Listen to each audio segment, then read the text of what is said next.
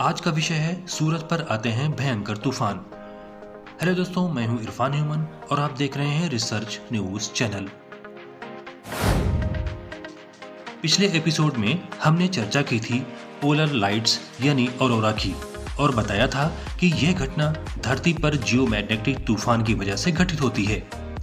इस तूफान का सीधा संबंध सूरज से होता है, यानी सूरज पर आए तूफान हमारी धरती को संकट में डाल सकते हैं और देखते ही देखते कई देशों में ब्लैकआउट हो सकता है। आखिर ये कैसे होता है, डालते हैं एक नजर। पिछले दिनों सूरज की तूफानी हलचल सुर्खियों में बनी रही थी, क्योंकि सूरज से निकला तेज तूफान सीधा धरती को हिट कर सकता था, जिसकी वजह से GPS system, cellphone network, satellite TV और पावर ग्रिड फेल हो सकते थे।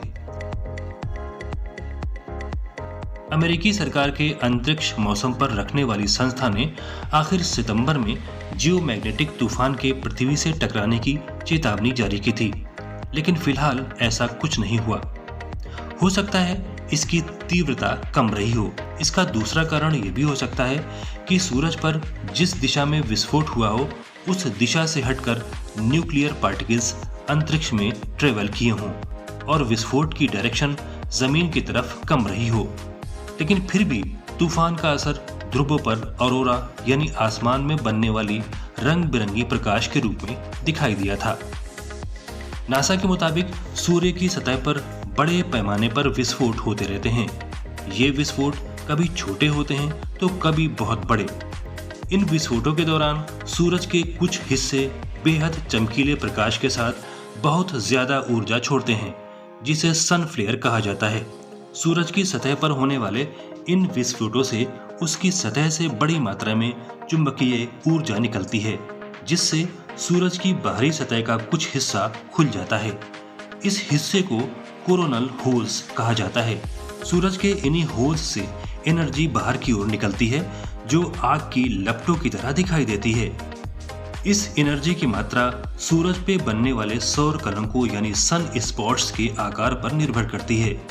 अगर ये एनर्जी बड़ी मात्रा में निकलती है तो इससे न्यूक्लियर पार्टिकल्स भी निकलते हैं, जो हमारी धरती तक फैल जाते हैं, जिससे जियोमैग्नेटिक तूफान आते हैं।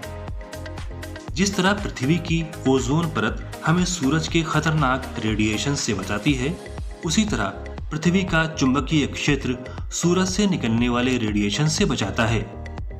धरती के गर्भ से निकलने वाली चुंबकीय शक्तियों से हमारे वायुमंडल के आसपास एक कवच बन जाता है, जो हर दिन सूरज से आने वाले पार्टिकल्स का रुख मोड़ देता है। लेकिन सौर तूफान के दौरान इनकी संख्या बहुत अधिक होती है और इनकी गति बहुत तेज होती है कि ये धरती के कवच को भेद सकते हैं, जिससे पृथ्वी पर बड़ा असर पड़ सकता है।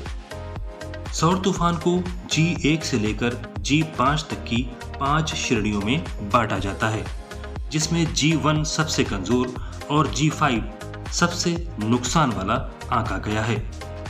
देखा जाए तो बीती सदी में 2 बार धरती को ऐसे बड़े सोलर तूफानों का सामना करना पड़ा था, लेकिन इतिहास में दर्ज सबसे भयावह सौर तूफान 1 और 2 सितंबर 1859 में आया था, जिसे कैरिंगटन इवेंट कहा गया।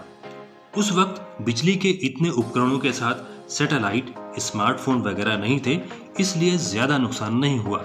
लेकिन अगर वैसा तूफान वर्तमान में आ जाए तो भारी नुकसान हो सकता है।